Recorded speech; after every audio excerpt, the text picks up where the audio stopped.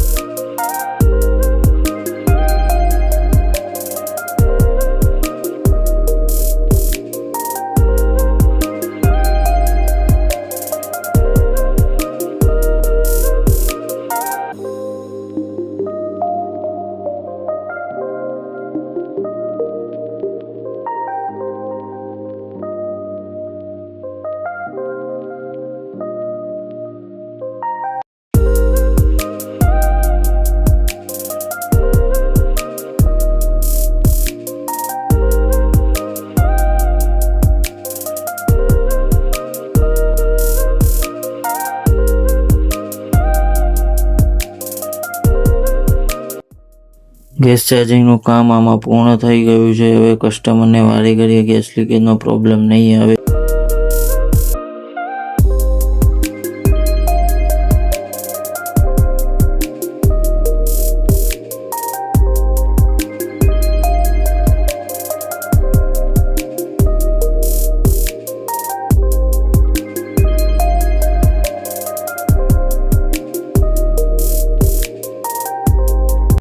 Back pressure આમાં complete આવી ગયું છે।